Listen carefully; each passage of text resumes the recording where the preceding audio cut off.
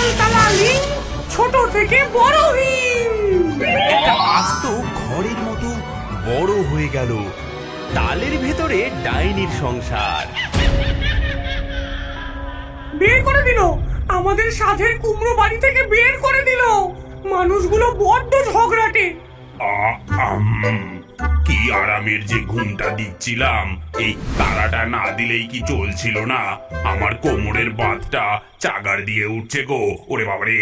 ও মা, এবার আমরা কোথায় থাকবো? কুমড়োর ভেতরটা তো বেশ নরম ছিল। আর কুমড়ো নয়, দুদিন পরেই তো কেটে তরকারি বানিয়ে ফেলবে। গতবার লাউয়ের ভেতরে ছিলাম, সেটাও চাল কুমড়ো ভেবে কেটে নিল। আমাদের একটা পাকা পোক্ত বাড়ি চাই, এমন বাড়ি যা মানুষ খাবে না কিন্তু দেখতে সুন্দর। ভুতুড়ে পরিবার উড়তে উড়তে এসে পৌঁছালো হরিপদর বাড়ির উঠোনে। উঠোনের এক কোণে মাথা উঁচু করে দাঁড়িয়ে আছে এক বিশাল তাল গাছ। তার মাথায় ঝুলছে এক কাঁদি তাল, যার মধ্যে একটা বেশ বড় আর পাকা তাল। পেয়ে গেছি, ওই দেখ আমাদের নতুন বাড়ি। হ্যাঁ, তাল গাছ অত উঁচুতে আমি উঠতে পারবো না যে। তার চেয়ে চলো কোনো শেওড়া গাছেই থাকি। বাবা, তুমি তো দেখছি কুড়ের বাদশা। মা, চলো তো, ওই তাল গাছটাই আমার পছন্দ। দোতলা বাড়ির মতো লাগছে। ঠিক বলেছিস, আজ রাত থেকে ওটাই আমাদের নতুন ঠিকানা, তাল প্রসাদ। পরিকল্পনা মতো তিনজন হাওয়ায় ভেসে তাল গাছের মাথায় উঠল, কিন্তু ভূতনাথ সে পাকা তালটা ধরতে গিয়ে তার ধাক্কায় পাকা তালটা দুম করে উঠোনে পড়ে গেল। গেল গেল গেল, আমার তাল প্রাসাদ ভেঙে গেল যে। এখন আমাকে এই গাছের মগ ডালেই মনে হচ্ছে বাকি জীবনটা কাটাতে হবে। চুপ করো তো, আমি পেতনি। বেঁচে থাকতে বাড়ির চিন্তা করতে হবে না। পেতনি মাটিতে নেমে এলো। পড়া তালটার চারপাশে তিনবার ঘুরে বিড়বিড় করে কি জানি মন্ত্র পড়ল। তাল তালালিং ছোট থেকে বড় হিম। অমনি সেই ছোট্ট তালটা বেলুনের মতো ফুলতে শুরু করলো। দেখতে দেখতে একটা আস্ত ঘরের মতো বড় হয়ে গেল। ভেতরে ঢোকার জন্য একটা গোল দরজাও পর্যন্ত তৈরি হয়ে গেল। ওয়াও মা, তুমি তো জাদুকর, কিন্তু ভেতরটা যে একদম ফাঁকা। ফাঁকা থাকবে কেন? তুই আছিস কি করতে? যা, হরিপদর বাড়ি থেকে কিছু জিনিসপত্র ধার করে নিয়ে আয়। এক্ষুনি ছুটে যাচ্ছি মা।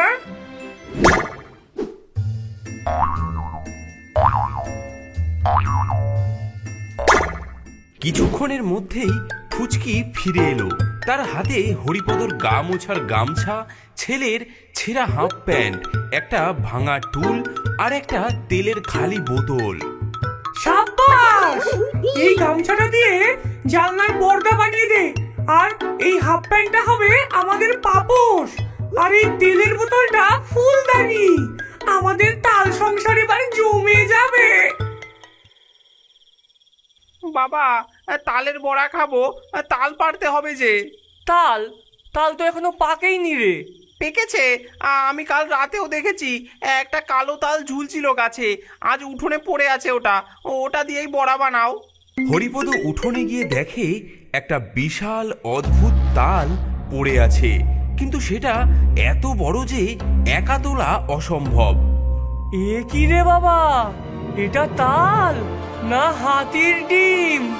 গাছে আরো আছে, দাঁড়া আমি পেরে আনছি। হরিপদ যেই না গাছে উঠতে গেছে, অমনি ভেতর থেকে পেতনি রেগে আগুন।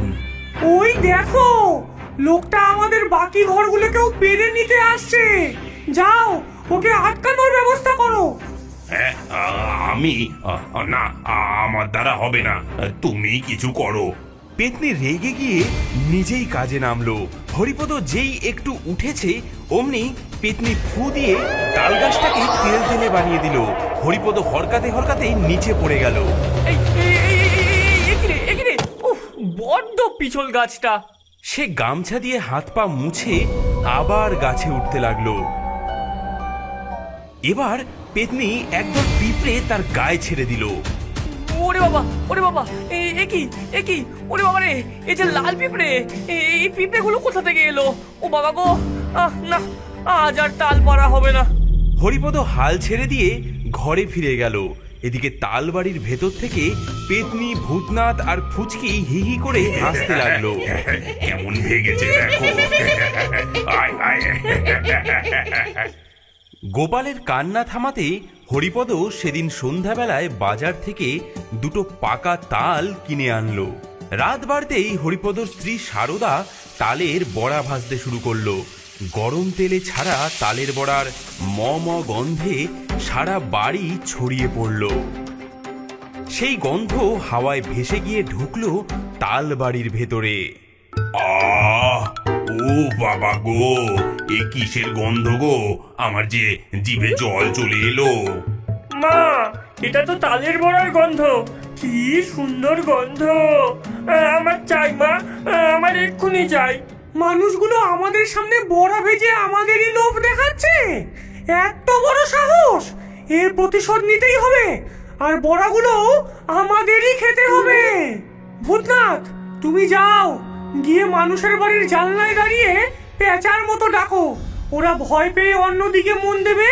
আর ফুচকি, তুই সেই সুযোগে রান্নাঘর থেকে বড়ার বাটিটা নিয়ে আসবি। হ্যাঁ, আমি যদি ধরা পড়ে যাই? কিচ্ছু হবে না, যাও তুমি। ভূতনাথ ভয়ে ভয়ে গিয়ে জানলার ধারে দাঁড়িয়ে পেঁচার মতন ডাকতে শুরু করলো। ভূতম, ভূতম, ভূতম, ভূতম। কিন্তু তার গলাটা এতই ফ্যাস ফ্যাসে ছিল যে শুনে মনে হচ্ছিল কেউ যেন কাঁসছে। হ্যাঁ গো, শুনছো? বাইরে কে যেন কাশছে, নিশ্চয়ই ঠান্ডা লেগেছে কারো। এই সুযোগে ফুচকি ইঁদুরের মতো নিঃশব্দে রান্নাঘরে ঢুকে পড়ল। গরম বড়ার বাটিটা তুলে নিয়ে এক দৌড়ে সে তাল বাড়িতে ঢুকে পড়ল। মা, এনে ফেলেছি মা। তিনজনে মিলে গরম গরম তালের বড়া খেতে লাগলো।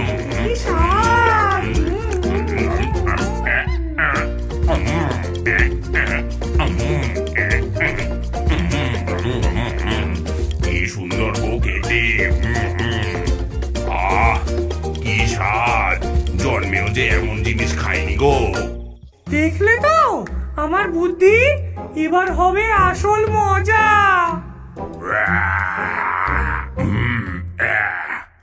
কি জিনিস খেলাম গো গিন্নি, পেটটা ভরতেই দেখি শরীরে কেমন সুর খেলতে শুরু করেছে। আমার তো নাচতে ইচ্ছা করছে মা। অনেকদিন মানুষের ভয় দেখে নাচিনি। পেতনির শয়তানি দৃষ্টি গিয়ে পড়ল হরিপদর বাড়ির টিনের চালের ওপর। চাঁদের আলোয় ওটা একটা রূপালী মঞ্চের মতো দেখাচ্ছিল। নাচবি? শুধু নাচবি কেন রে? গান বাজনা হবে, জলসা হবে, সব হবে। বাজনা কোথায় পাবো মা? ওই দেখ, ওই তো আমাদের বিশাল ঢাক। আর এই যে উঠোন ভর্তি নুড়ি পাথর, এগুলো হলো আমাদের বাজনার কাঠি। আজ রাতে আমরা মানুষকে এমন সঙ্গীত শোনাবো যে তারা জীবনেও ভুলবে না। আমি হলাম মূল গায়ক, সবচেয়ে বড় পাথরটা আমার, আমি দেব তাল। আর আমি দেবো ঝুমুর। এই ছোট ছোট নুড়িগুলো, এগুলো আমার। তাহলে আমি দিই মাদল, আমার হাতে ওজন আছে, আওয়াজটা ভালোই হবে।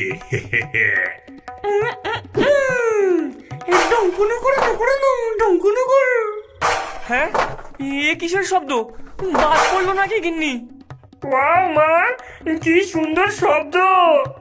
এটা তো সবে শুরু রে, আসল জলসা তো এখনো বাকি। চল সবাই একসাথে।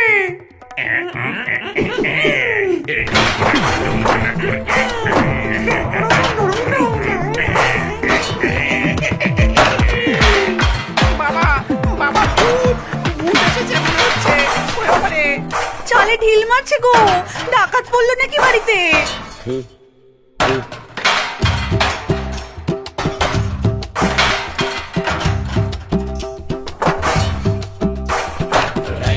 কুড়ে বাদ্যি বাজে ভূতের নাচন মাঝ রাতে, মানুষ ঘুমায় ভয়ে ভয়ে, মোদের ভারী মজা তাতে। হে হে, ওই ঢাঙ্কুর কুর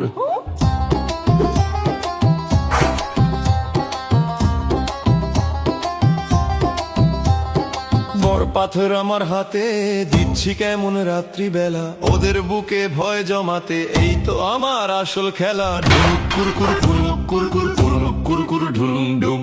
ঘুরা ঘুর বাদ্যি বাজে ভূতের নাচন মাঝ রাতে, মানুষ ঘুমায় ভয়ে ভয়ে, মোদের ভারী মজা তাতে।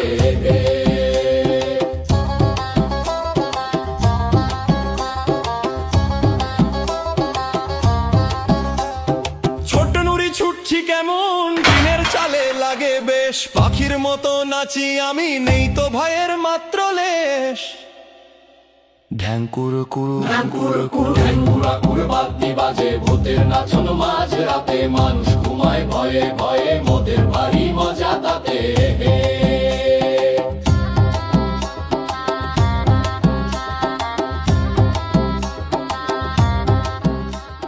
পূবের আকাশে প্রথম আলোর রেখা দেখা দিতেই তারা তাদের কনসার্ট শেষ করে।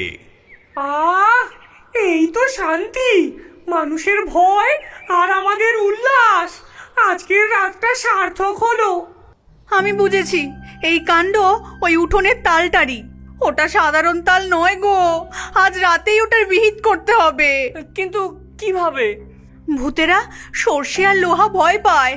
আজ অমাবস্যা, আজ রাতে আমরা সারা উঠোনে মন্ত্র পড়া সর্ষে ছড়িয়ে দেব, আর তালটার চারপাশে গরম লোহার শিক পুঁতে দেব।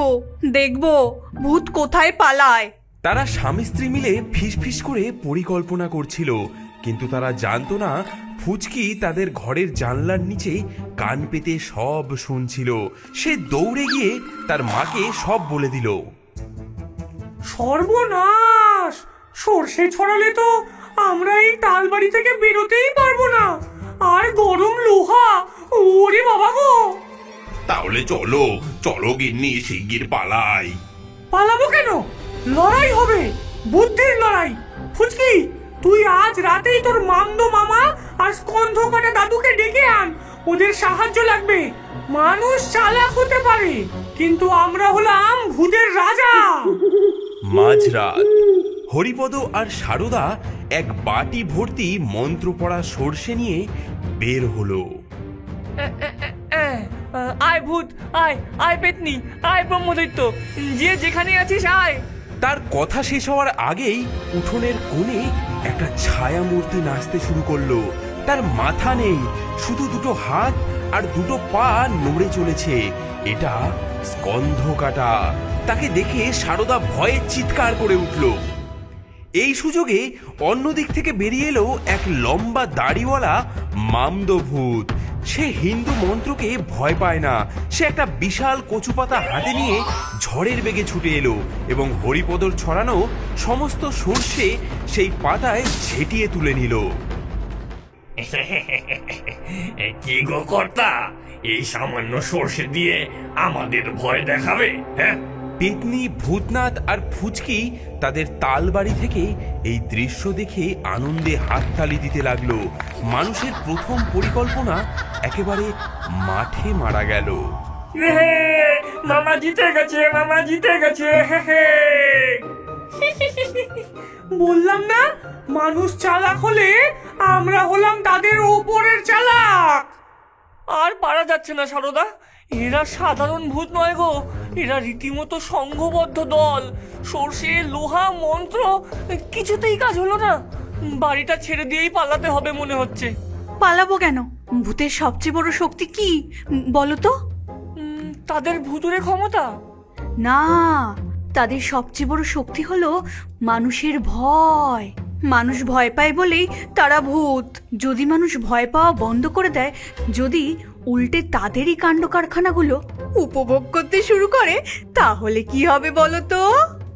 মানে কি বলতে চাও তুমি? মানেটা আজ রাতেই বুঝতে পারবে। আজ আমরা ভূতেদের সঙ্গে একটু অভিনয় করব। মাঝরাত তালবাড়ির ভেতর থেকে পেতনি, ভূতনাথ আর ফুচকি উকি মেরে দেখছে আজ মানুষগুলো কি করে। তারা ধরেই নিয়েছে আজকেও নতুন কোনো কান্নাকাটি বা ভয়ের দৃশ্য দেখা যাবে। কিন্তু তারা যা দেখলো তাতে তিনজনেরই চোখ গোল গোল হয়ে গেল।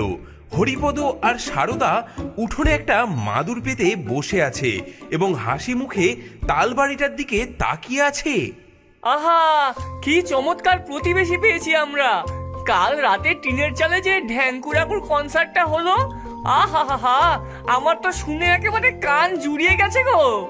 ঠিক বলেছো গো, পয়সা খরচা করে যাত্রাপালা দেখতে যাওয়ার কি দরকার? আমাদের বাড়িতেই তো রোজ রাতে উঠোনে এরকম বিনোদনের ব্যবস্থা।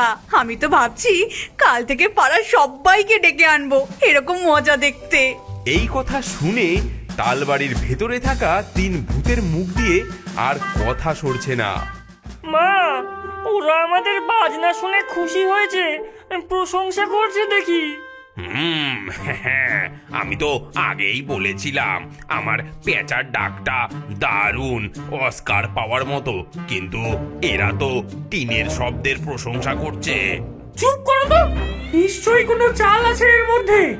মানুষ কখনো ভূতের ভয়ে আনন্দ পায় না, ভয় পাবে, কাঁদবে, পালাবে, এটাই তো নিয়ম। বিষয়টা পরীক্ষা করার জন্য পেতনি ফুচকিকে ইশারা করলো। ফুচকি সাথে সাথে একটা বড় পাথর নিয়ে ঢ্যাম করে টিনের চালে মারলো। বাইরে থেকে হরিপদ আর সারদা হাততালি দিয়ে উঠলো। বাহ বাহ বাহ বাহ বাহ বাহ, এই তো শুরু হয়েছে, এই তো বেশ দারুণ মজা লাগছে। আরেকটা হোক, আরেকটা হোক। এবার পেতনি নিজেই একটা বিকট হাসি হাসলো, যা শুনে সাধারণ মানুষের বুকের রক্ত হিম হয়ে যাওয়ার কথা।